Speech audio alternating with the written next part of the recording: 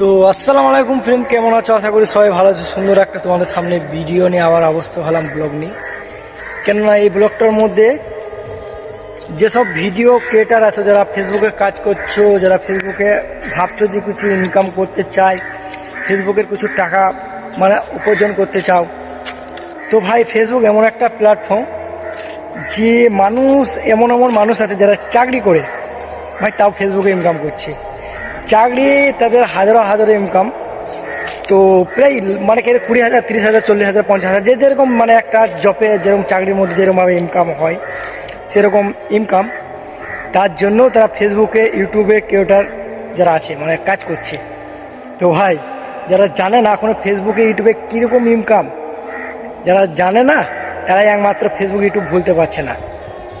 ভাই এতটাই ফেসবুকে ইউটিউবে ইনকাম, ধরো একটা ছোট্ট পর একটা কথা বলি, যেখানে আমার কিছু ভিডিও ভাইরাল হয়েছিল, যেখানে আমার 21,000 ফলোয়ার হয়ে গেছে।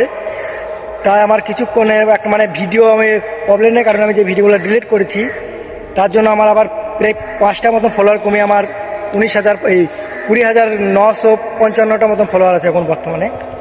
তো সবথেকে বড় একটা কথা গুরুত্বপূর্ণ যে ভাই ফেসবুকে যদি তোমার 1 মিলিয়ন ভিউ হয়, যদি 1 মিলিয়ন ভিউ হয়, যদি বড় কন্টেন্ট ভিডিও হয়, যদি 1 মিলিয়ন ভিউ হয়, তাহলে ফেসবুক তোমাকে $30 থেকে $35 দিবে।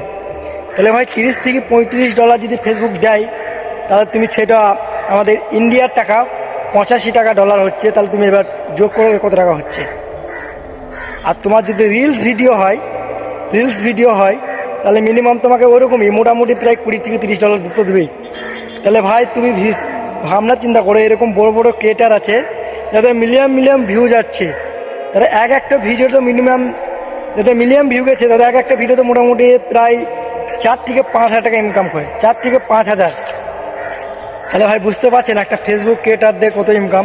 আর ফেসবুকে তো মিনিমাম ভিউ বেশিরভাগ সবসময় হয়, অসাধারণ ভিউ হয়।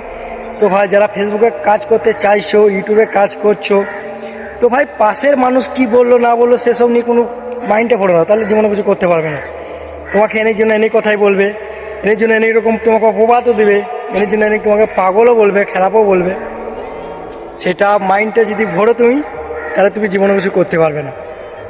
আমাকে হাজারো জিনিসে কাজে, আমি কাজের মধ্যে ভিডিও করি ভাই। সবথেকে বড় প্রবলেম হচ্ছে আমি কাজ করি তাও আবার ভিডিও করি, এটাই আমার সবথেকে বড় প্রবলেম। তবু আমাকে হাজারো কথা বলে, আমাকে কমেন্টে এনে জিনিস এনে কথা বলে, তো আমি কোনো মাইন্ড করি না। জানি যদি কপালে যদি সাথ দেয় কোনো সময় ওপরওয়ালা, অবশ্যই আমি একদিন সফলতা হব।